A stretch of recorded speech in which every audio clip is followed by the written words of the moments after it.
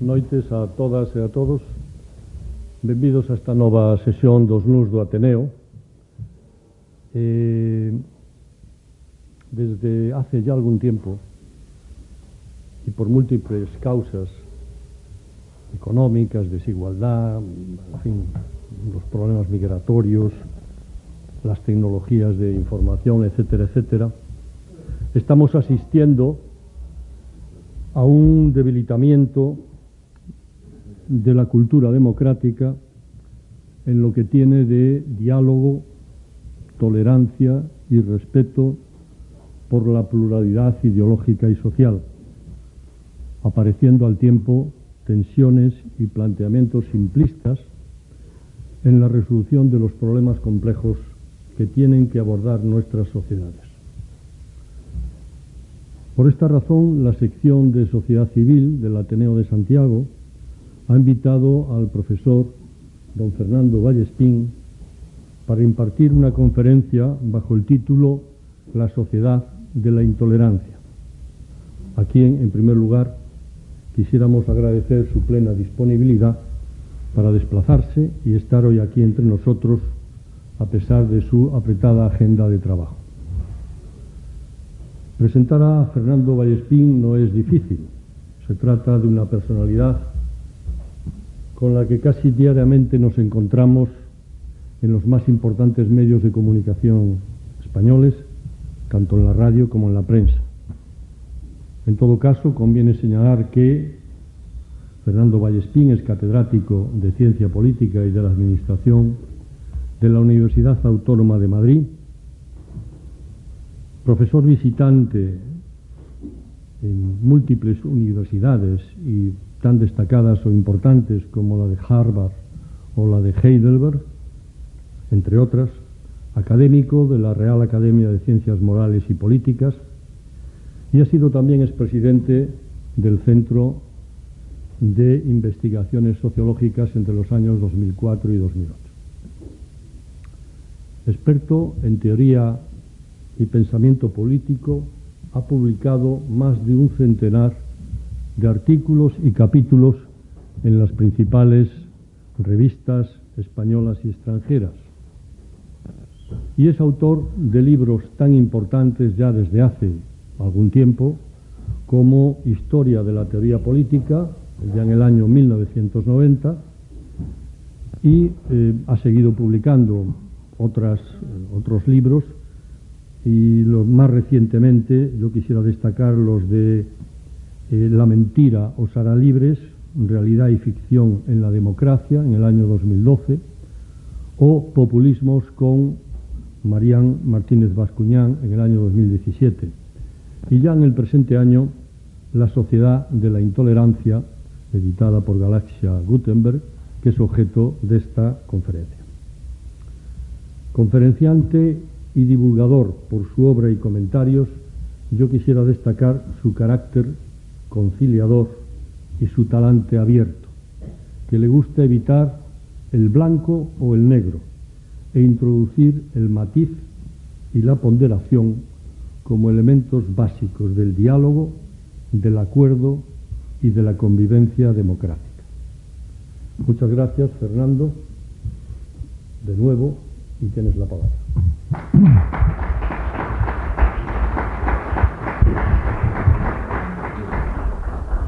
Muchísimas gracias, Pancho, por tu introducción y tus gentiles palabras, y sobre todo por darme la oportunidad de volver a Santiago. No he vuelto a Santiago desde antes del confinamiento, y la verdad es que ha sido una delicia estar todo el día pudiendo pasear por esta maravillosa ciudad. Y bueno, muchísimas gracias a todos ustedes por su presencia hoy aquí. Bueno, el tema que voy a tocar es un tema que yo creo que es preocupante, ¿no? Porque en el fondo, como acaba de decir Pancho, tiene que ver con un contexto de reflexión donde comenzamos a detectar de que algo no funciona en los sistemas democráticos. Está ahí la amenaza de los populismos.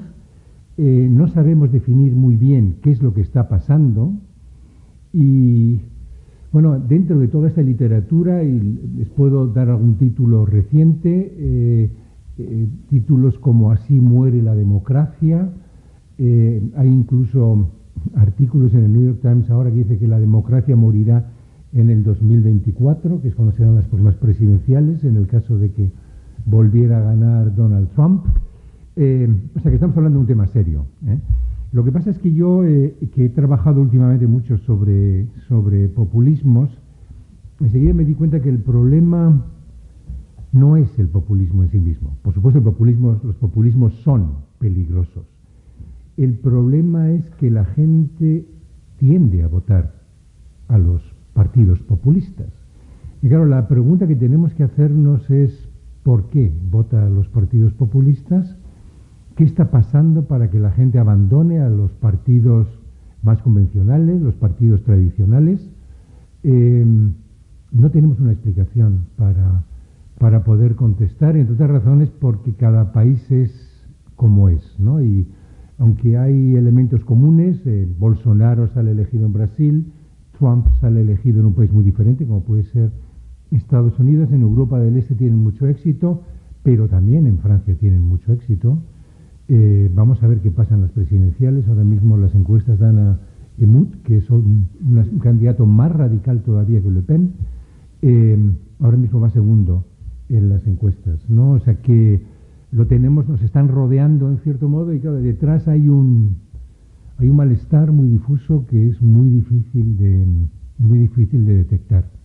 Bueno, yo lo que intenté con el libro este de La sociedad de la intolerancia es fijarme no tanto en los partidos populistas, sino en algunas tendencias sociales y políticas que se perciben en nuestra sociedad y en las sociedades de nuestro entorno, que a mi juicio están produciendo o contribuyendo a una erosión de los aspectos liberales de la democracia. Los aspectos liberales de la democracia son, como estoy hablando a un público amplio y no tienen por qué saberlo, como saben, hablamos de democracia, pero realmente la democracia es la democracia liberal. Y aquí el adjetivo es fundamental, porque la democracia liberal, este añadido, esta adjetivación, para lo que sirve es para resaltar una idea que es absolutamente imprescindible, que es el hecho de que no basta con que un gobierno sea elegido por el pueblo, sino que lo fundamental es que ese gobierno, una vez que ha sido elegido, puede ser controlado a través de organismos que tienen la capacidad de evitar todo exceso en el ejercicio del poder. Eso que llamamos Estado de Derecho, donde se incorpora la división de poderes, la autonomía del poder judicial, el reconocimiento de los derechos individuales, cumple precisamente esa función, que cualquiera que sea la mayoría, esa mayoría inevitablemente está sujeta a reglas que impiden que después pueda legislar en contra precisamente de aquello que está contenido en los sistemas constitucionales. Hitler salió elegido por una mayoría. Aprovechó esa mayoría para después vulnerar la Constitución de Weimar, crear un Estado totalitario. Bueno, eso es lo que ha intentado Bolsonaro, lo que está intentando Orbán, aunque la Unión Europea lo está tratando de evitar, y lo que intentó, evidentemente, Donald Trump. Entonces, bueno, como pueden ver, si erosionamos y debilitamos esos componentes liberales de los sistemas democráticos, podemos encontrarnos ante un problema grave. Y yo creo que el elemento de la cultura política liberal que ahora mismo está sufriendo mayores embates es precisamente lo que tiene que ver con la tolerancia. Y aquí y voy a seguir un poco el esquema que utilizo en el libro, aunque por supuesto me voy a saltar muchas cosas que ahí especifico mucho más. Aquí yo creo que es muy importante que tengamos en cuenta que se ha producido una revolución que no acabamos de entender todavía, que tiene que ver con los procesos de comunicación pública. Eso que que técnicamente se llama la reconstrucción del espacio público, en el que hemos pasado de una democracia mediática a una democracia digital, la aparición de las redes sociales, o sea, el hecho, digamos, de esa sobreinformación a la que estamos sujetos, pero también a un mecanismo a través del cual comenzamos a describir la realidad a partir cada vez más de medios que no están sujetos a ningún control, aquí también, a ningún control de los hechos que describen ni de las propias interpretaciones que aportan. Es decir, que aquí ha habido una transformación de los procesos de comunicación pública que yo creo que va en contra, que favorece por un lado el radicalismo, favorece pronunciamientos muy categóricos sobre qué es la realidad. Como ustedes saben, la función de los medios de comunicación tradicionales consistía fundamentalmente en eso, esa frase, ¿no?, de no hay más realidad que aquella que aparece en los medios, es decir, solo conocemos lo que ocurre gracias a los medios de comunicación. Bueno, pues ese monopolio que tenían los medios tradicionales lo han perdido. Lo que pasa es que los medios tradicionales por lo menos estaban sujetos a toda una serie de limitaciones derivadas precisamente de la necesidad de verificar los hechos que supuestamente se habían producido. Ya no hay control a este respecto y por tanto cualquiera puede decir cualquier cosa, y lo que nos encontramos es un espacio lleno de ruido donde lo que predomina fundamentalmente es la bronca, es la radicalización frente a cualquier tipo de problema, y esto lo da, y este es el punto que a mí me interesa resaltar, esto lo da los propios sesgos del medio. Les voy a poner un ejemplo. Un día vi entre los trending topics, no sé si ustedes saben lo que son los trending topics, ¿no?, aquellos sobre lo que más se discute en las redes sociales. En trending topics vi que aparecía el nombre de George Harrison, que era uno de los Beatles, como recordarán. Y dije, bueno, esto qué raro, porque que esté allí, pues no sé, Pablo Iglesias, pues es normal, algún ministro, cualquier cosa. No, George Harrison. Me metí, ¿qué es lo que vi? Lo que vi es que estaban celebrando el aniversario de su muerte. Y claro, entonces todo pues empezó a incorporarse gente mandando tweets diciendo que qué estupendo era, pegando canciones que uno podía conectar en YouTube, etcétera, hasta que de repente cambió el giro de la discusión, y entonces la gente empezó a penetrar gente que culpaba a Lennon y McCarthy de que George Harrison no hubiera sido suficientemente reconocido. Y a partir de ese momento, de lo que se trataba era de machacar a Lennon y McCarthy, a los otros Beatles, porque eso se veía, claro, esto es lo que favorece las redes sociales. O sea, hay muy poco espacio, se trata se apasiona a la gente, es decir, que las emociones de repente pues brotan, ¿no?, espontáneamente, y algo que en el fondo era única y exclusivamente una fórmula para homenajear a alguien, que a todos nos entusiasmó en su momento, pues se convierte al final en una bronca, ¿no?, en la disputa de los Beatles, podemos decir, ¿no? ¿Quién es el mejor? Y lo que se trataba era, pues de repente empiezan a aparecer otros que dicen que George Harrison era un cretino, que no era nadie comparado con los otros, y viceversa. Claro, imagínense si esto ocurre con algo tan banal y en teoría tan neutro, lo que no ocurrirá con los posicionamientos políticos, ¿no? Entonces, bueno, lo que quiero decir con esto, y este es el primer punto con el que quiero empezar, es que, digamos, hay una base material que justifica, en cierto modo, la bronca, la polarización y el enfrentamiento radical de posiciones políticas, ¿eh? Es decir, que antes era quizá más difícil exteriorizarlo, ahora es tremendamente sencillo incorporar a la gente a posiciones muy radicalizadas y sobre todo muy marcadas por la necesidad de definir al nosotros frente a un ellos. Política todo es amigo-enemigo, en eso tenía razón Carl Schmitt. no hay política sin el enfrentamiento de un grupo frente a otro, incluso dentro de los mismos partidos. Lo estamos viendo ahora en Madrid, ¿no? O sea que los ayusistas y los de Casado, etcétera. Pero, en cierto modo, el presupuesto es que son adversarios, no son enemigos, ¿no? Y lo que estamos observando es que es todo lo contrario, que lo que se favorece ahora es la existencia de enemigos que ya son incompatibles, ¿no? Y que, en cierto modo, pues hay una acentuación de la confrontación más directa. Bueno, yo lo que he visto es que eso se percibe de tres maneras distintas. La primera es a través de lo que en el libro yo llamo las opiniones obstinadas o opiniones fanatizadas, que es un tema que a mí me duele particularmente porque, según la definición de Sartori, la democracia es el gobierno de la opinión. ¿Qué es una opinión? Pues una opinión es un juicio sobre algo que es opinión precisamente porque no puede sostenerse a partir de un criterio de verdad. Es decir, que es lo contrario a un enunciado científico. Un enunciado científico no es opinable. Pero claro, el que haya ganado en un debate electoral Pedro Sánchez, Pablo Iglesias o Casado, son opiniones.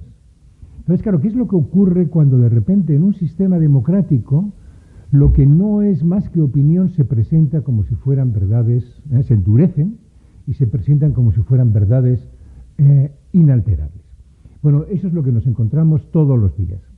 Yo he escrito este libro por una única razón, y es, como he dicho antes, Pancho, porque estoy bastante tiempo en los medios de comunicación y lo que vengo observando es que cuando salgo, miro los tweets o incluso a veces hay gente que me localiza a través del mail y bueno, ¿qué me encuentro? Pues me encuentro con que me machacan, pero no me machacan porque estén en contra de mi opinión, sino lo que me vienen a decir es que mi opinión no merece ser expuesta, ser exteriorizada, porque tú eres fascista o rojo o lo que en cualquier momento se te diga.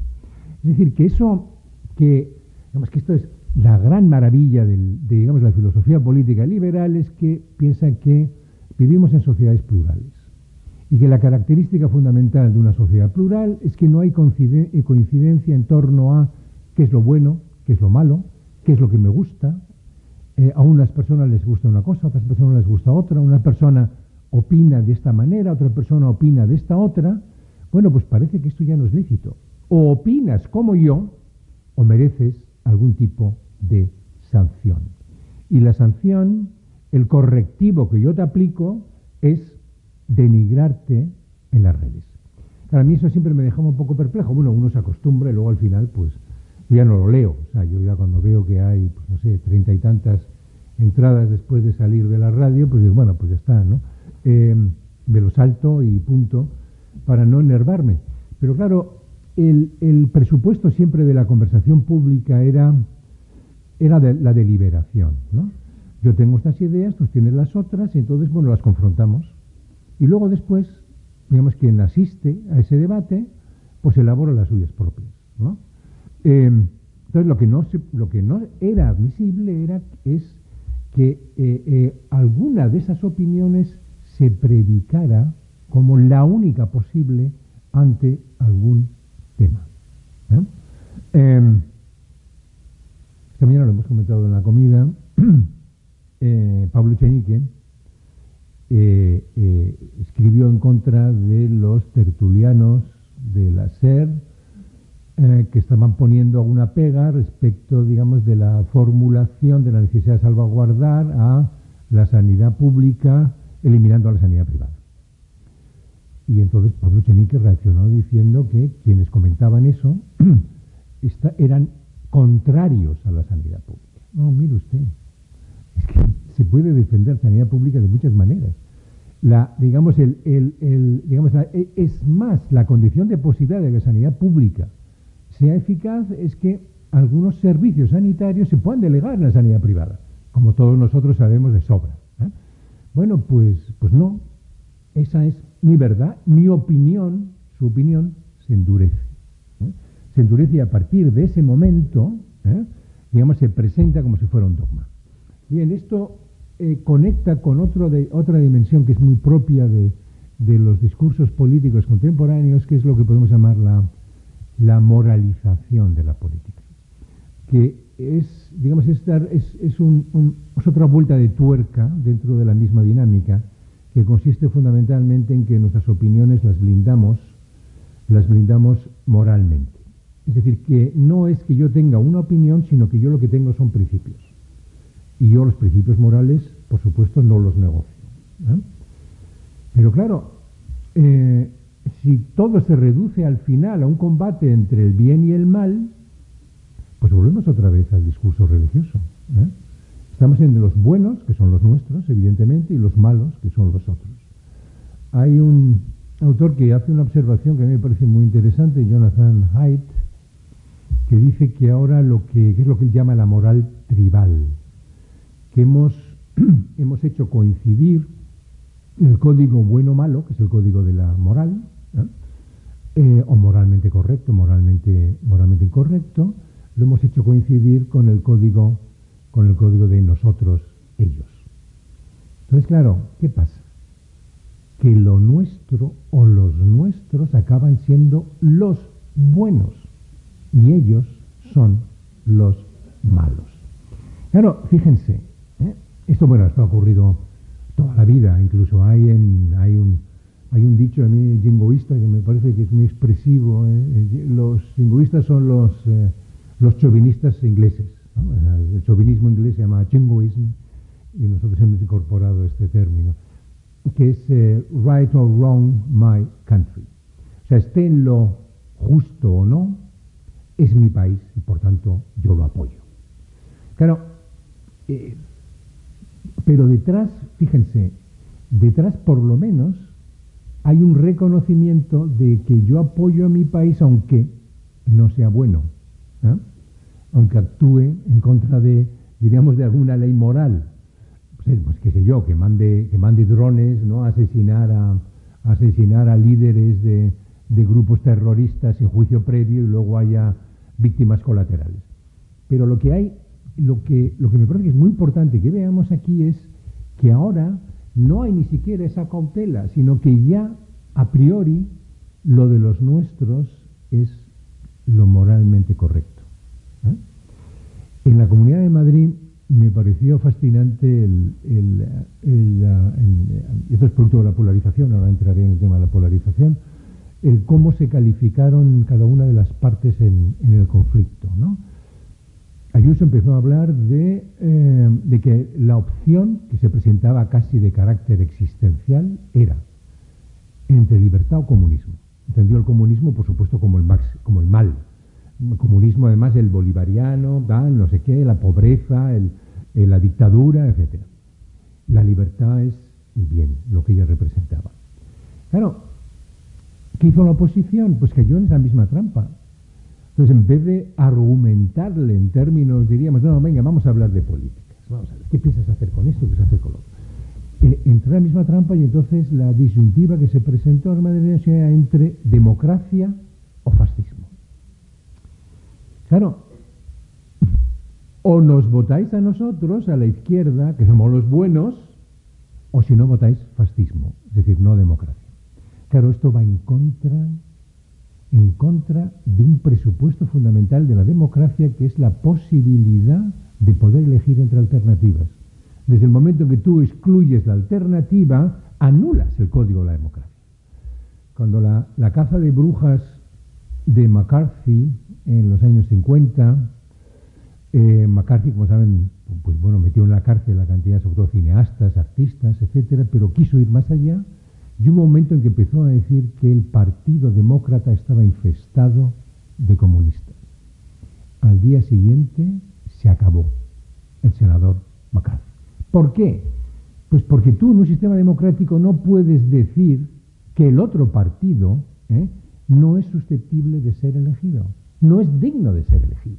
Tú tienes que dar a la gente la posibilidad de tener una alternativa.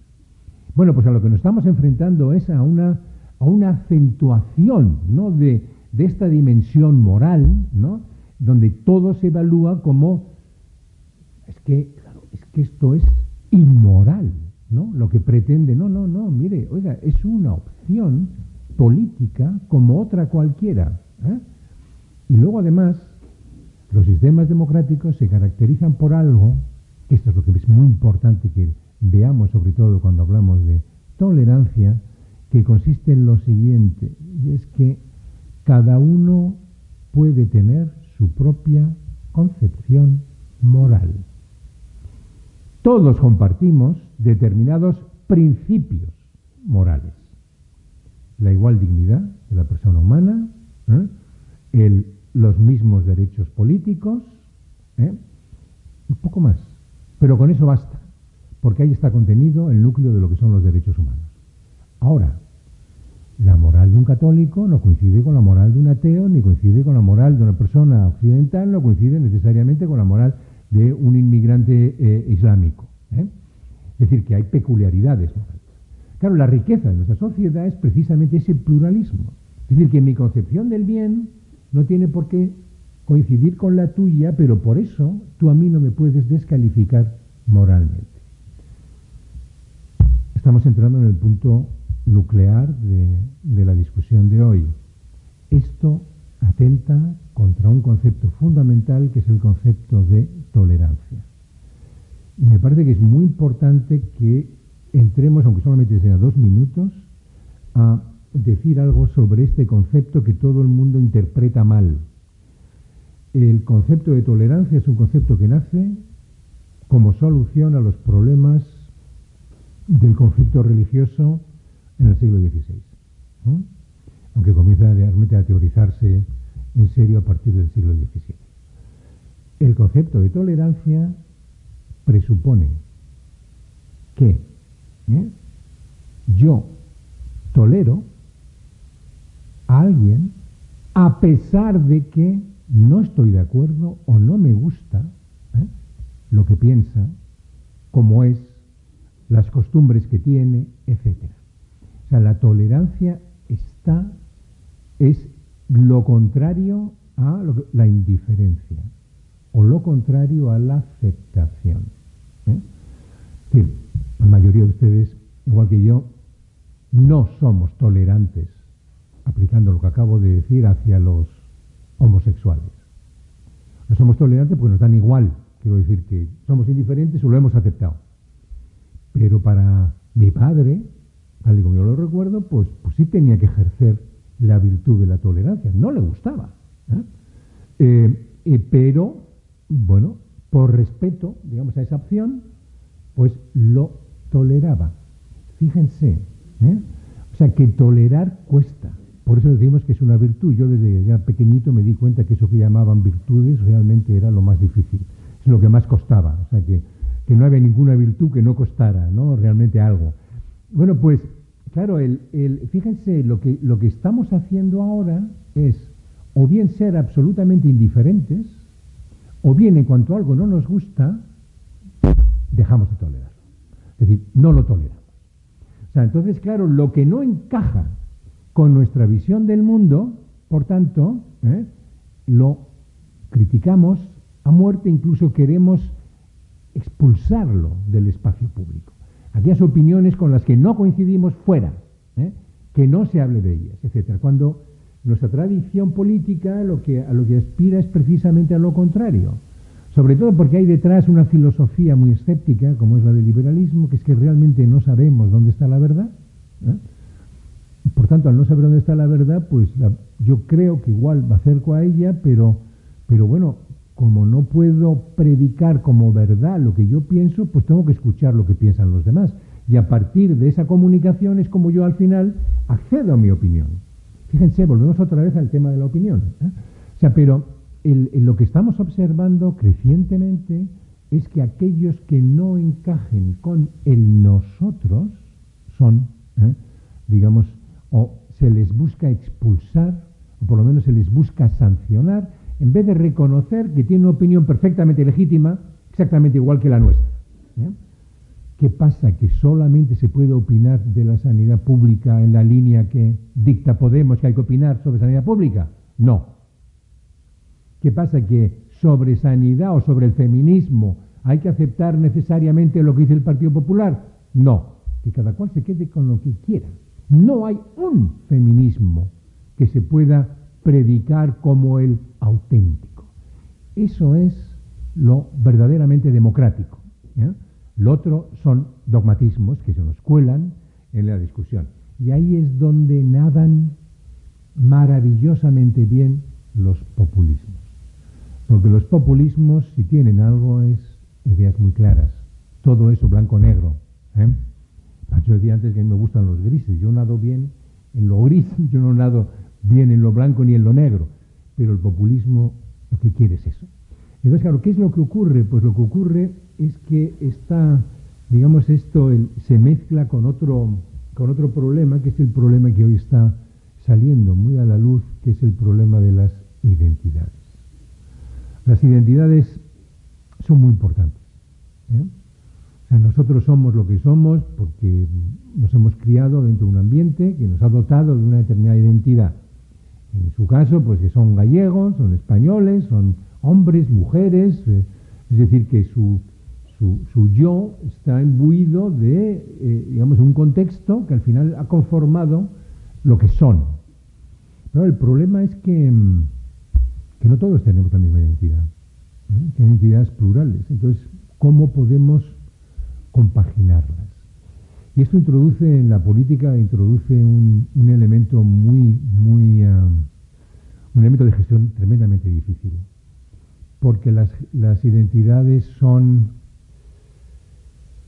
¿cómo podemos decir esto? Son innegociables. O sea, los conflictos de interés pueden ser muchas veces muy broncos, pero en el fondo los conflictos de interés tienen que ver con un más o un menos de algo, ¿no? Yo quiero más de esto, tú quieres también más de esto, pues vamos a ver cómo lo negociamos. Lo ven ustedes en las herencias. Pues cuando no te ponen de acuerdo los hermanos, ¿qué hacen? Pues lo venden todo y ya se reparten los euros y punto, se acabó el problema. Pero el problema de los conflictos identitarios es que no tienen que ver con un más o un menos de algo, sino que tienen que ver con el ser de alguien. Si yo no puedo negociar mi ser catalán tal y como yo lo concibo, diríamos, desde una perspectiva independentista, porque significa que, bueno, que me obligan a ser también español, que es algo que yo rechazo visceralmente, ¿eh? Y entonces, claro, ¿cómo podemos establecer esa negociación entre dos identidades que yo percibo como absolutamente antagónicas? O sea, yo no me siento reconocido como negro, como homosexual, como trans, en un tipo de sociedad donde todo funciona a partir de la dicotomía esta, ¿no?, de blanco heterosexual, por entendernos, ¿no? Entonces, claro, esto genera problemas que son tremendamente agudos, ¿no? Tremendamente agudos porque, claro, aquí sí que no tenemos un punto que esté fuera de las partes en conflicto que pueda evaluarlo de una manera neutral.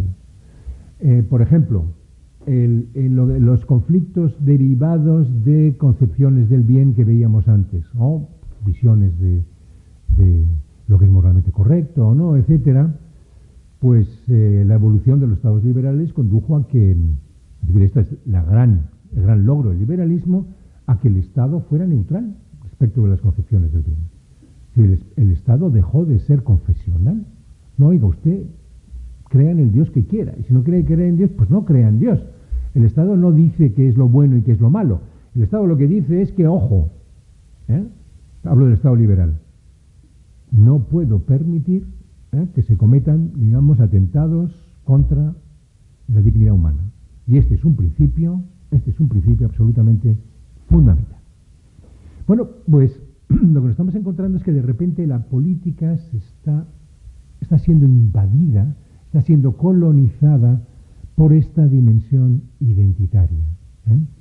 En Estados Unidos lo vemos porque a través de toda la multiplicidad de identidades que allí tienen, en la mayoría de los países el populismo, por eso lo llamamos nacional populismo, es una especie de rebrote de la identidad nacional, en un momento en el que la identidad nacional, pues bueno, podía ponerse en cuestión, sobre todo porque ha aparecido, ¿no?, un nuevo conjunto de conciudadanos que no son de los nuestros, que son del mundo islámico, que son minorías, que vienen de otros lugares. Y esto está distorsionando enormemente la política y está provocando además la aparición digamos, de una confrontación que fomenta la polarización. Quédense con ese término, polarización. Es decir, que por un lado estamos abandonando el pluralismo y lo estamos convirtiendo en tribalismo. Nos incorporamos a una posición política como quien se incorpora a una tribu. Claro, en el caso de las identidades ya la tribu es la étnica casi, ¿no? O dependiendo del tipo de identidad, pero lógicamente es como una tribu, la tribu de las feministas radicales, ¿no? La tribu de los anticolonialistas, la tribu de lo que sea. Pero junto a pero lo que estamos observando también es cómo el individualismo, está empezando a dar el salto hacia el identitarismo. Es decir, que el sujeto autónomo, que es la forma, digamos, a través de la cual el liberalismo contemplaba a las personas, el sujeto autónomo se va diluyendo porque se adscribe cada vez de una manera más automática dentro de su grupo de referencia. Lo que ocurre al final es que una vez que nos hemos conformado en tribus, para poder mantener la identidad de la tribu, necesitamos acentuar nuestra distinción, nuestra diferencia hacia un otro, ¿no? Y eso es lo que está fomentando la polarización. En Estados Unidos está llegando a unos niveles verdaderamente espectaculares. La sociedad americana está absolutamente extendida en dos. Esto daría para otra conferencia, porque yo creo que es ahora mismo lo más preocupante que está ocurriendo en el mundo es precisamente lo que está ocurriendo en la política interior americana y sus divisiones internas, ¿eh? Estoy convencido. Esto puede tener consecuencias tremendas y allí están muy preocupados, digamos, todos los analistas políticos con lo que está ocurriendo. En Estados Unidos de repente se ha convertido la política en Estados Unidos es una política apoyada en la identidad, no apoyada en las disputas entre preferencias o intereses, ¿no? Y esto está siendo muy analizado, entonces llega hasta el extremo de que las personas ya no tienen la más mínima tolerancia hacia aquellos que no participan de su propio universo valorativo, llegándose a situaciones tan extraordinarias como algunas que se ven en las encuestas. Hay una encuesta que a mí me dejó bastante perplejo, que se hizo en los años 60. Se le preguntaba a diferentes encuestados, se les preguntaba, que le importaría que su hijo o su hija se casara con alguien que vota al otro partido, o sea, al Partido Republicano o al Demócrata. Solo el 3% decía que le molestaba, upset. Hoy ocurre en el 53% en el caso de los republicanos y en el 49% en el caso de los demócratas, ¿no? Y esto lo empezamos a observar ya también entre nosotros, ¿no? Cada vez más, yo conozco personas muy conservadoras que tienen hijas o hijos que salen con alguien de Podemos y les pone muy nerviosos. O sea, no lo pueden soportar. Y a la inversa, ¿no? Bueno, esto era inimaginable hace solamente 20 años. Y esto tiene mucho que ver también con la cuestión de la intolerancia, porque en cierto modo tú te identificas con eso. Pero claro, para que la tribu se cohesione, hay que mantener vivo al enemigo. Vivo en el sentido de que, digamos, el contraste entre nosotros y el ellos solamente se puede mantener a lo largo del tiempo si alimentamos la imagen del enemigo. Entonces hay estudios muy interesantes donde se ve cómo el partidismo, en el fondo, está... Ustedes conocerán ese famoso verso de Borges: no nos une el amor sino el espanto, no nos une el amor sino el odio, sería lo que ocurre ahora. Se llama partidismo negativo, técnicamente. Es decir, que yo no voto a los demócratas porque realmente me gusten los demócratas o su candidato, sino porque odio a los republicanos y viceversa. Yo no voto a Casado o al PP porque me gusta Casado, sino porque odio a Podemos y a Sánchez. Y además esto se fomenta, ¿no? O sea, se va fomentando una y otra vez. Y a la inversa.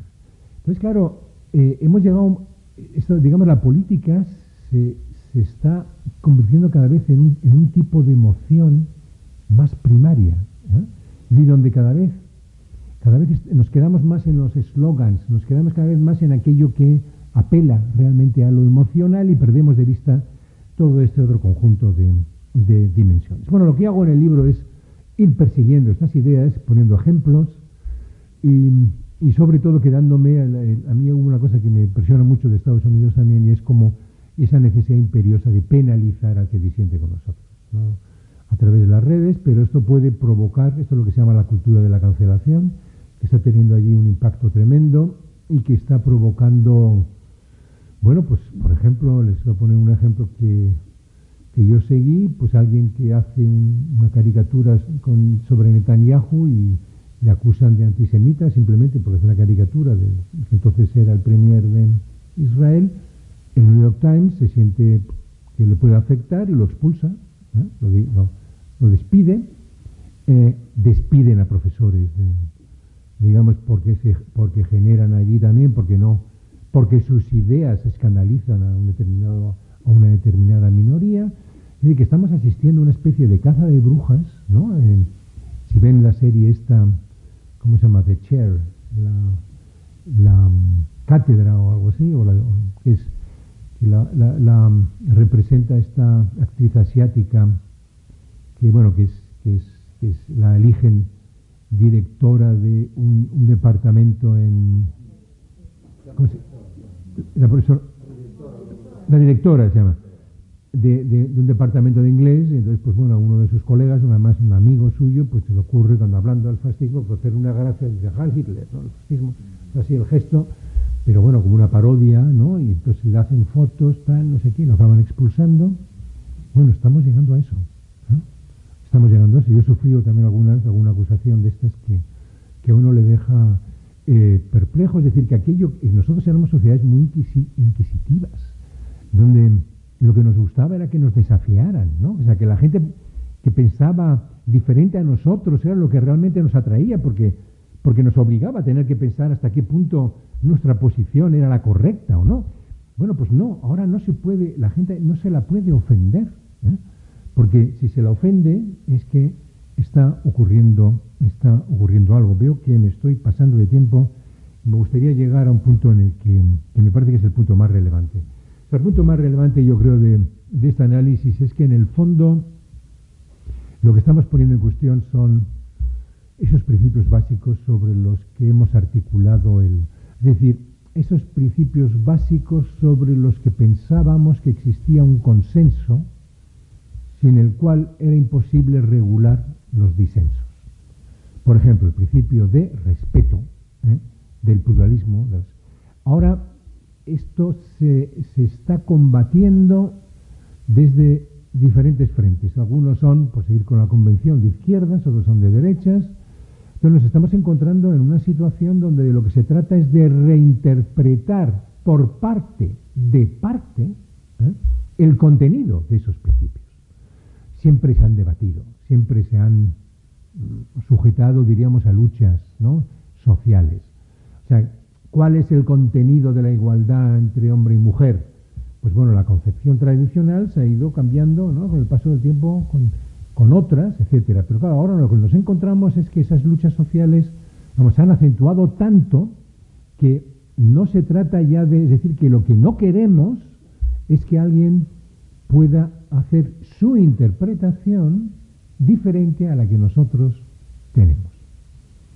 Yo comienzo el libro con un dato, que es cuando Irene Montero, la ministra de Igualdad, dijo que se estaba criminalizando el feminismo porque se había prohibido la manifestación esta famosa, cuando quien lo había prohibido era por la pandemia y era además de su misma coalición de gobierno, era, digamos, era alguien de teoría de los suyos, pero claro que tenía otra visión del feminismo, entonces ella lo pilló por ahí. Es decir, decir que se criminaliza el feminismo se refería al suyo propio como si fuera el feminismo. Pocos días después, en la Comunidad de Madrid, se prohibió a Irene Montero dar una conferencia en un instituto que estaba prevista, porque se decía que significaba adoctrinar a los niños. Es decir, oiga, aquí se ve muy claramente cuál es el síndrome en el que estamos, ¿no? Es decir, solo hay un feminismo, que es el mío. Los pobres niños o optan por el mío, o si no, no pueden llegar nunca a ser verdaderos feministas. No, mire, usted presenta el suyo, usted, el otro, presenta el suyo, y luego si alguno más que quiere presentar el suyo, que lo presente. Y cada niño decida cuál le convence más. Esa es la solución liberal en la que siempre habíamos vivido. Bueno, eso es lo que realmente ahora es lo que estamos perdiendo.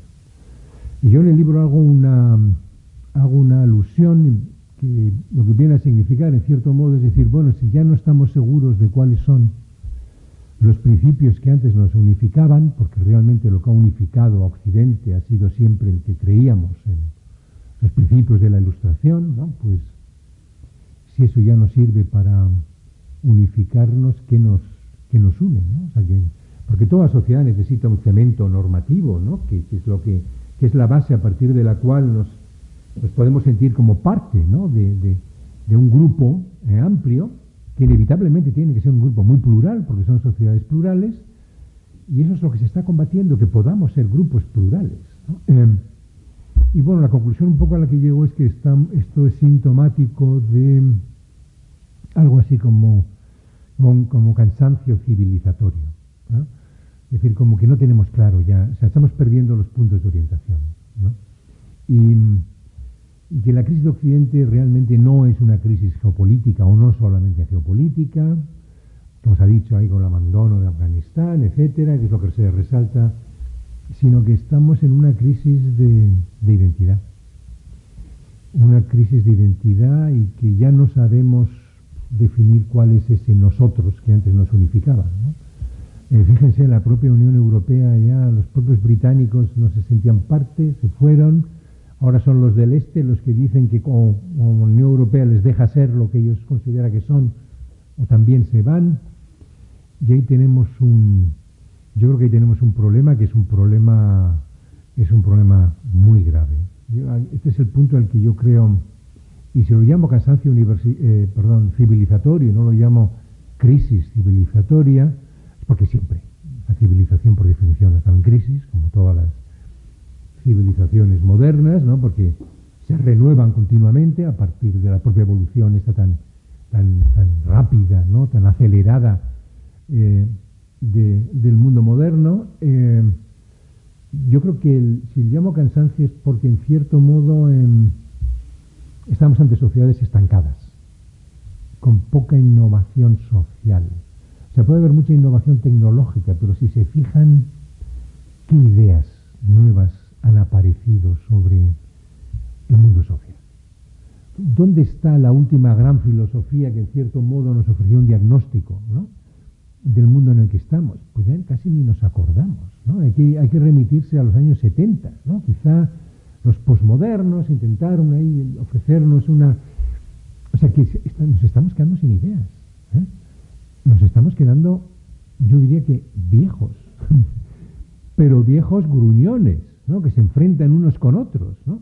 Entonces ahí hay entonces claro, eso es... yo creo que hemos entrado en una situación de atasco civilizatorio donde lo que realmente yo creo que hay que resaltar es digamos, ese elemento de estancamiento. ¿Y saben por qué es? Creo yo. Porque hemos perdido la noción de futuro, hemos perdido la confianza en el futuro, ¿eh? Las sociedades modernas siempre estaban imbuidas de la idea de progreso. O sea, el bien estaba más adelante, ¿eh? en la evolución de la historia. Ahora parece como si el futuro ha colapsado sobre el presente, una especie de presente extenso, que nunca acaba, pero que sabemos que acabará con la catástrofe.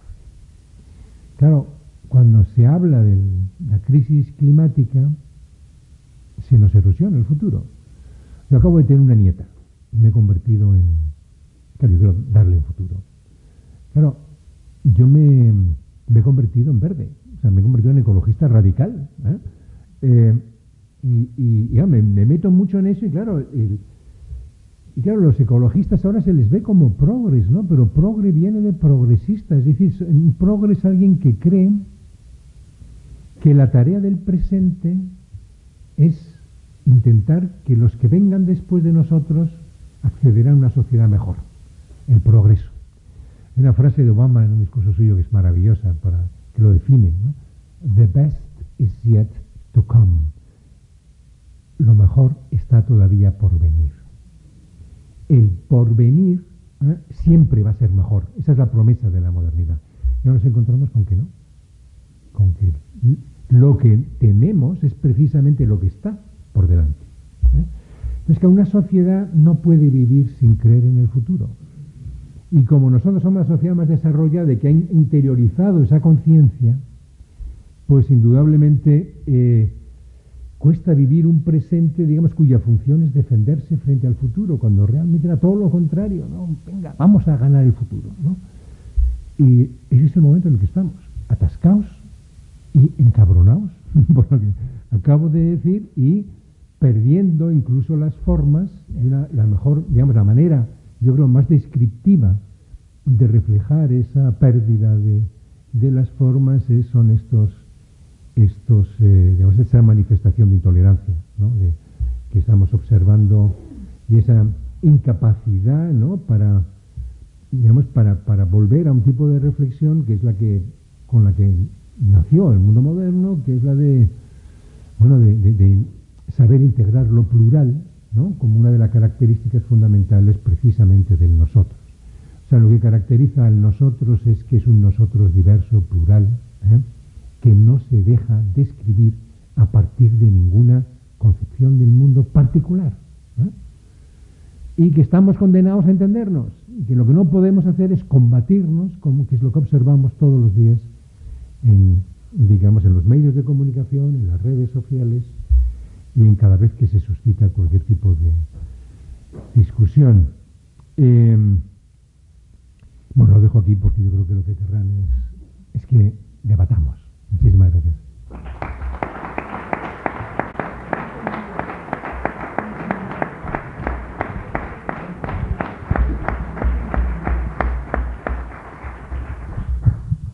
Bueno, pues muchas gracias, Fernando, por tu brillante intervención. Has hecho un montón de reflexiones, de análisis de la realidad social y política que estamos viviendo y de las perspectivas de futuro. Y ahora pues le toca a los asistentes pues intervenir, y ya sea para hacer alguna pregunta o algún comentario respecto al tema que nos ocupa, la sociedad de la intolerancia. Manuel. Buenas tardes. Muchas gracias por su excelente conferencia. Me ha llamado la atención que con frecuencia ha mencionado, poniendo como ejemplos, a personas o nombres de 3 de los 4 grandes partidos que hay en el Parlamento. Y nunca ha mencionado ese cuarto partido, que realmente creo que es el segundo o el tercero. El tercero. Entonces, si eso significa algo... No significa nada, yo no soy sanchista, ¿no? Por decirlo de alguna manera, ¿no? Porque se refiere a ese partido, no soy sanchista, quiero decir que es un partido al que he votado muchas veces y eso... Vox, cada vez que me he referido al nacionalpopulismo me estaba refiriendo a Vox, indudablemente, ¿no? O sea, pues lo tenemos aquí, ¿no? Yo creo que Vox es expresivo precisamente de una, digamos, de esa visceralidad en la crítica a aquellos que no coinciden con sus propias posiciones. Es decir, ahí es donde está la intolerancia, ¿no? O sea, por eso el populismo, por eso me interesa el populismo como fenómeno, ¿no? O sea, me interesa el ver por qué a partir de un determinado momento posiciones políticas, entre comillas, normales, se convierten en viscerales, ¿no? Y entonces pues aparecen estos nuevos grupúsculos y sobre todo, digamos, se legitiman a través del voto. Es decir, que hay mucha gente que está, 12, 13%, que está votando estos partidos, que es mucho, ¿eh? En Alemania han bajado ahora al 10%, estaban en el 13%, y en Alemania fue una especie de crisis nacional en las anteriores elecciones, no en estas últimas, cuando de repente se dieron cuenta de que, bueno, de que el partido ese, Alternativa por Alemania, había un 13%, yo asistí allí a las elecciones y la gente estaba deprimida, la gente se fue a casa deshecha, ¿no? Lo que yo veía por allí y tal. O sea, porque claro, ellos tienen ahí esa experiencia, ¿no? De lo que es esa polarización, pero Alemania lo ha superado. O sea, yo creo que Alemania es un caso, digamos, donde no nos encontramos ante una crisis del tipo de la que yo estoy describiendo, pero Francia sí es un ejemplo, Reino Unido es un ejemplo, Italia es un ejemplo, España obviamente, y Estados Unidos es ya la hecatombe a este respecto. No, es tremendamente preocupante lo que está pasando allí, ¿no? Sí.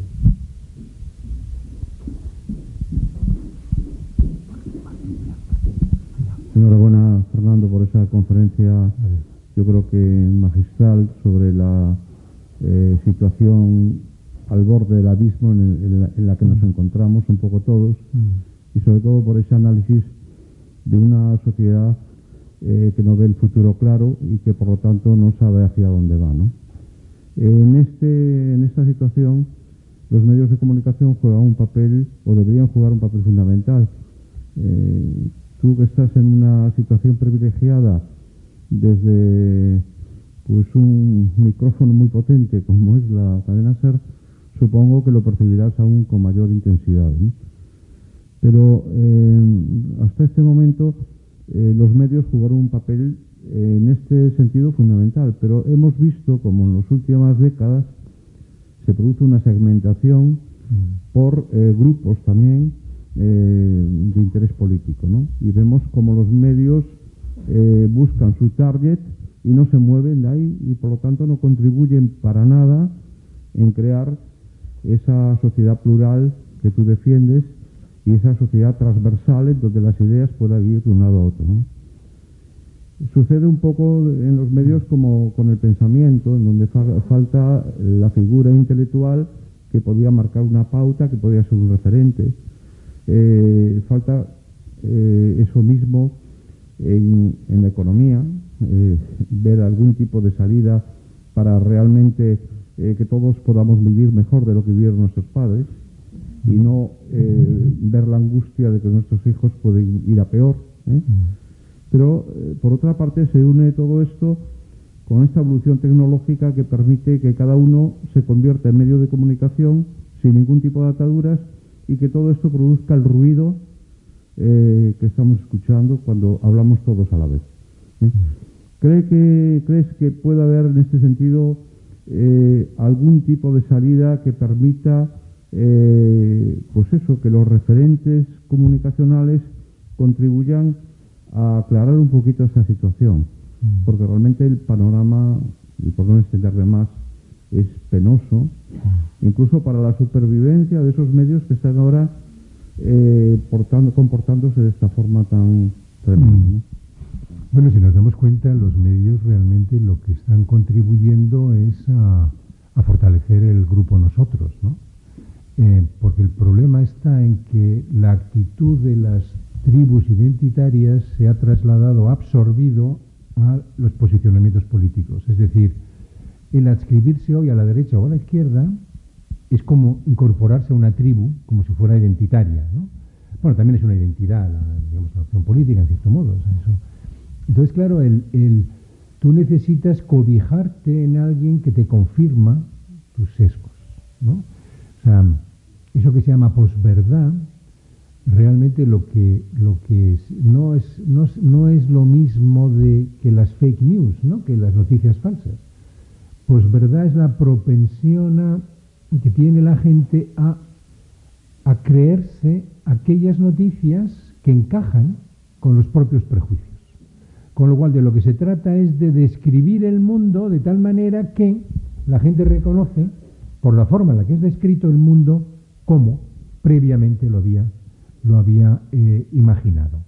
Entonces, claro, todo este sector de los medios de comunicación, que son muy partidistas cada vez más, que están polarizados además entre ellos, pues todo este sector de los medios de comunicación cumple una función también de mantener prietas las filas de cada una de las tribus, ¿no? Y esto es, con lo cual nos estamos apartando de lo que es el periodismo bien hecho, porque el periodismo bien hecho es describir la realidad, punto, y incorporar alguna opinión en lo más plural posible, pero claro, ahora resulta que la imagen que se refleja de la realidad es aquella que pensamos que le va a gustar a aquellos que nos leen, ¿no? Pues claro, por ejemplo, hay una cosa que no voy a decir el medio, pero cada vez que leo una noticia sobre Cataluña en un determinado medio periodístico, que es uno de los más potentes del país, pues siempre tiene una connotación negativa, ¿no? Es decir, que Cataluña pues ha perdido no sé cuántos tal, no sé cuántos. Es decir, ¿qué es lo que le gusta a sus lectores? No, pues no queréis el procés, pues venga, toma. La parte positiva no se informa sobre la parte positiva, ¿no? Entonces, claro, ahí es donde uno se da cuenta de que realmente hemos entrado en un espacio público que es cada vez más tóxico, ¿no? Y cada vez es más difícil, digamos, elaborarse un juicio propio. Pero voy todavía más allá. Claro, lo más fascinante de lo que ha pasado con lo de la pandemia es que nunca, hasta ahora, digamos, ha estado tan presente el conocimiento científico, por lo que nos jugábamos, ¿no? Con las vacunas, etc. Pero nunca hasta ahora ha habido tanta teoría de la conspiración, ¿no? Claro, hasta llegar a esa escena que a mí me parece que es maravillosa, que tiene que entrar en los anales del periodismo, de la historia, de Donald Trump, el hombre más poderoso del mundo, en la Casa Blanca, aconsejando a los estadounidenses que tomaran lejía para si se encontraban mal, y delante, sentados, con cara de no me lo puedo creer, los expertos, ¿no?, en eso, que decían, bueno, pero ¿qué es esto? Bueno, es que estamos en esa esquizofrenia, ¿eh? O sea, por un lado claro, esto es muy importante, ¿no? O sea, es que no tomamos conciencia realmente de lo que está pasando. O sea, por un lado estamos en un mundo hipertecnológico, hipercientífico, como nunca, y por otro lado seguimos creando discursos medievales. O sea, esto de Cannon, y Cannon es uno de los grandes pilares del Partido Republicano Americano, de Cannon, en Dallas, esperando que por lo visto el espíritu de John Kennedy iba a hacer aparición, que esto pueda ocurrir en la primera potencia mundial, bueno, pero ahí está, y el Partido Republicano, ojo, puede ganar las próximas elecciones. Eso es lo que más estremece, pero porque consume ese tipo de medios, ¿eh? O sea, que también se ha segmentado, ¿no?, ese consumo, ¿no? Sí, espera, yo no te paso.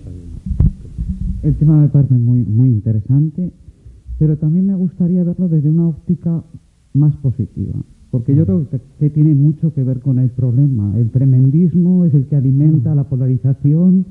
Entonces, en ese sentido, creo que los analistas y la gente que estudia este tipo de cosas tiene que aportar soluciones o aportar vías, no sé, la educación, la información entendible, el periodismo, las noticias que no sean tan negativas, sino también positivas, en feminismo y en todos los temas. Entonces me gustaría saber su opinión sobre este aspecto.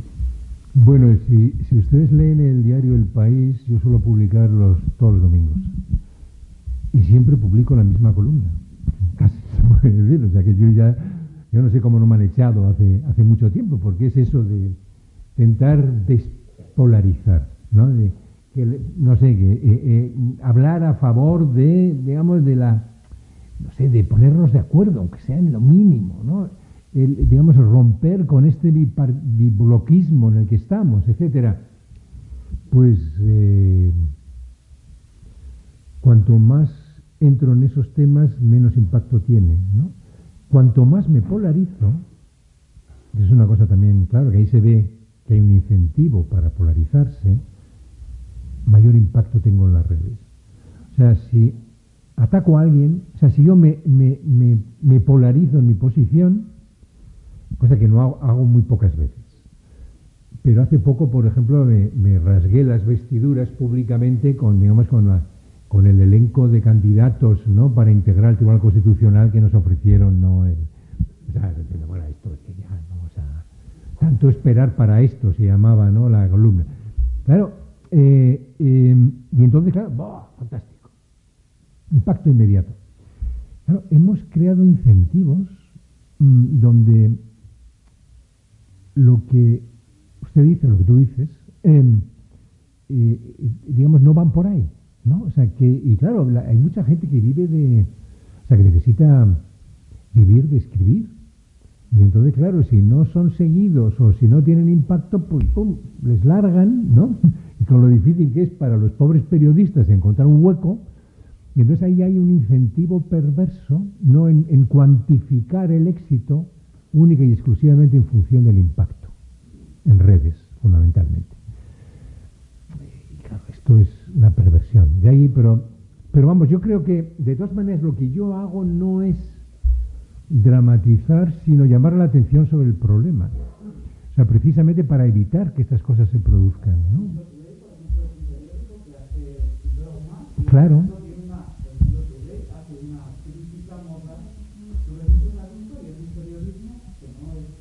Pero es sátira, y la sátira siempre vende. O sea, eso es tradicionalmente siempre ha sido así. No, estoy de acuerdo, me digo que estoy muy de acuerdo.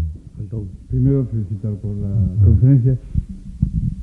Se comentó antes, comentaste en la conferencia, la importancia que tienen las redes sociales en la divulgación de noticias falsas, rumores, de posturas muy a favor de la polarización. Lo que es genial que esté la responsabilidad de estas redes, Facebook, de los soportes, digamos, las plataformas, Facebook, Twitter, TikTok. Hace poco vimos una intervención en el Senado americano que una trabajadora de Facebook denunció el comportamiento. Que la cantidad de datos de los usuarios que tienen estas redes permiten hacer perfiles y hacer mensajes dirigidos perfectamente a aquellos que les interesa, porque manejan millones de datos y con Big Data. Entonces yo creo que sería posible controlar la información, que tuvieran que solo dar noticias ciertas, no noticias falsas. Digo, si es posible el control de estas redes. Yo creo que no. Incluso aunque lo desmonopolicemos o ese oligopolio que tienen, ¿no? Yo en la Constitución les he llamado los intermediarios de la desintermediación, ¿no? Porque claro, las redes lo que han permitido es la desintermediación. Ya no necesitamos tener medios, ¿no?, que son los intermediarios, sino que uno puede acceder directamente, pero necesitamos a ellos para poder desintermediarnos. Y claro, ese es un poder verdaderamente abismal, ¿no? No, yo creo que no, porque vamos a ver, a mí lo que más me preocupa cara al futuro realmente es eso que podemos llamar la supervisión, ¿no?, líquida, ¿no? O sea, que estemos controlados, porque lo de China han avanzado mucho en eso y ahí ya nadie se mueve, ¿no? O sea, que eso es. No, hombre, si tú pides un visado y te pasas revista a tu huella digital, pues claro, tú ya, si sabes que quieres ir al extranjero, pues ya te quedas solamente mirando lo que no puede ser sospechoso, ¿no? O sea, es un nuevo tipo de totalitarismo extraño, ¿no? Porque por otra parte mejora las condiciones de la gente, material, pero claro, todo lo que tiene que ver, digamos, con las libertades así un poco políticas, eso se erosiona. No, yo creo que yo alguna vez que veo algunas series, el otro día descubrí una por casualidad que me enganchó, cosa que agradezco, cuando de repente me engancha alguna serie, se llamaba Departure, que es sobre un vuelo que desaparece, y bueno, no sé cómo lo ha visto. Está muy bien porque es de estas inglesas, bien hechas y tal. Claro, ahí te das cuenta de cómo nos controlan. O sea, claro, desaparece un avión y entonces ya sabían exactamente todos los que estaban, quiénes eran. Bueno, o sea, estamos absolutamente controlados, ¿no? Y bueno, y mucho más que quizá ignoremos, ¿no? Lo que pasa es que, claro, la masa pues no interesa. Lo que interesan son, digamos, ver cuáles son las tendencias, ¿no? Pero el problema son las emociones. Y las emociones lo que cada vez sabemos más es cómo estimularlas. Y entonces, claro, hay una capacidad enorme de determinados poderes para, digamos, incentivar la aparición de determinadas emociones, ¿no? Y hacer que broten emociones que pueden ser emociones positivas o emociones negativas, dependiendo, ¿no? Y eso sí que saben a quién tienen que dirigirlo y cómo tienen que hacerlo, etcétera, ¿no? Y yo tengo una conferencia sobre eso, precisamente, y entonces funciono con PowerPoint y con fotos, y utilicé como estudio de caso digamos, el verano del 2015 con los sirios, ¿no? Y entonces ver cómo se fomentaron las dos posiciones, la de aceptación y la de rechazo, a través de las redes sociales, incentivando, digamos, las diferentes emociones, es fascinante. Es fascinante verlo. Lo que pasa es que no sabemos quién lo hace, ¿no? El problema es ese, que es que estamos rodeados de nuevos poderes que no podemos controlar, y muchas veces porque no sabemos siquiera que existen esos poderes, ¿no? Entonces, claro, esa pregunta que siempre nos hacemos, ¿no?, de quién controla al controlador, ¿no? O sea, ¿quién controla al juez? Bueno, pues nadie. La prensa un poco, ¿no? Porque si es muy escandalosa la sentencia, pues bueno, se monta un escándalo, ¿no? Pero cada vez hay más controladores que no son controlados. Y eso para un sistema democrático es verdaderamente grave, ¿no? Es muy, muy grave. ¿Hay alguna pregunta más?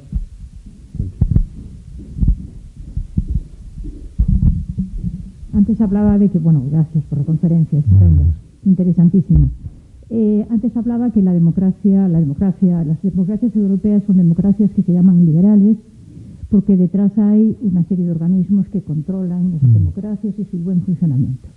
Entonces mi pregunta es, ¿realmente nuestra democracia, la democracia española, que ahora se dice mucho de que no es una democracia de calidad, que tiene muchas grietas, es realmente una democracia liberal en ese sentido? Porque claro, la palabra liberal ahora parece que está muy denostada, y el neoliberalismo también, ¿no?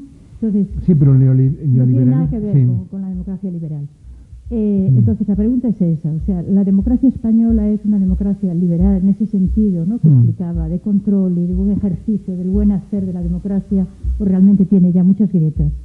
Hombre, lo que pasa, vamos a ver, no existen las democracias perfectas, ¿no? O sea, el ideal democrático, además, es un ideal imposible de realizar. Eso de que el gobierno, que sea un gobierno del pueblo, por el pueblo, para el pueblo, es casi imposible, ¿no? Entre otras razones porque el pueblo quiere que otro le gobierne, ¿no? Y dice, oye, déjame en paz, ya bastante tengo, ¿no? Y no puedo estar todo el día, y por tanto necesitamos un sistema de representación, y eso ya distorsiona, etcétera. Lo que sí puedo decirles es que hay muchos rankings de democracias, y España está dentro del grupo de lo que se llama democracias plenas, ¿no? Y hay países como Estados Unidos, Francia, Italia, que no están dentro de ese grupo. O sea que estamos en el grupo de los buenos. Por supuesto, no podemos competir con los nórdicos, y Holanda y Suiza, que son los que siempre están arriba del todo. Pero no sé quién decía el otro día, lo leí, me parece que en un artículo en El País, no sé quién decía que deberíamos sacar a los nórdicos de todas las estadísticas, porque siempre nos deprimen, ¿no?, de lo lejos que estamos todavía de aquella donde ellos han llegado, ¿no? Entonces estaríamos todos más contentos porque estamos todos más o menos en una media más próxima, ¿no? En ese sentido, digamos que no lo hacemos mal, pero claro, desde dentro se ven muchos más defectos, ¿no? Y sobre todo a mí ahora me preocupa mucho ese intento, digamos, de acaparar las instituciones por parte de los partidos, ¿no? Eso no es bueno para la pervivencia, diríamos, de esos mecanismos de control, ¿no? Que existen precisamente para controlar a los partidos, y resulta que los partidos son los que controlan a las instituciones diseñadas para hacer justo lo contrario, ¿no? Y muchas otras cosas, ¿no? Las empezamos a tirar del hilo. Pero lo que le quiero decir es que en términos comparados no estamos mal, ¿eh? Yo diría incluso que estamos muy bien. Y eso ayudó mucho, diríamos, a la causa española cuando se produjo el procés y empezaron críticas, ¿no? Por ahí fuera y tal, pues ahí sacábamos las estadísticas y decíamos, mire, los catalanes dicen que esto no es una democracia, pues mire, estamos por encima de su propio país, Bélgica, que está como 8 puntos más por debajo de donde estamos nosotros en los rankings, ¿no? O sea que podríamos estar muchísimo mejor, pero todas las democracias... Yo me acuerdo una vez un congreso que era sobre populismos así internacional, y un viejo profesor francés comenzó diciendo, tengo una mala noticia y una buena noticia. La mala noticia es que la democracia está en crisis. La buena noticia es que la democracia siempre ha estado en crisis. Entonces, claro, y ahora pues sigue estando en crisis, ¿no? Lo que pasa es que ahora me temo que esta crisis puede ser la definitiva, ¿no? Y si nos hunde Estados Unidos, por ejemplo, porque Estados Unidos puede haber un golpe ahí de un fraude electoral masivo, y eso es... O sea, porque lo del aperitivo fue lo de la toma del Capitolio, ¿eh? O sea, vamos, yo me estoy simplemente reflejando lo que dice la propia prensa americana, ¿eh? O sea, que no estoy inventándome o evaluándolo yo personalmente, sino que es lo que uno lee por gente muy autorizada que está verdaderamente preocupada dentro de Estados Unidos, ¿no? Y claro, si cae Estados Unidos, que es la democracia, digamos, más sólida y vamos, más antigua, ¿no? Realmente, porque la británica, pues, es mucho más imperfecta, ¿no? que la estadounidense, cuando se creó la estadounidense. Pues la democracia puede acabar convirtiéndose en una cosa muy restringida al centro y el norte de Europa, ¿no? Tal y como va la cosa. O vamos a democracias, podemos ir a eso que se llama democracias electorales, ¿no? Donde sí hay enfrentamiento entre partidos, pero luego no hay un control de lo que hace el partido que gana las elecciones, ¿no? Que es a lo que aspiran todos los populistas en el fondo, ¿no? O sea, que la mayoría tenga la capacidad para decidir lo que le da la gana, ¿no? Pero claro, si lo que le da la gana a la mayoría es expulsar a todos los inmigrantes, ¿no? O tal, pues mire, es que hay una cosa que se llama derechos humanos que nos obliga, la filosofía política en la que creemos nos obliga a respetar, ¿eh?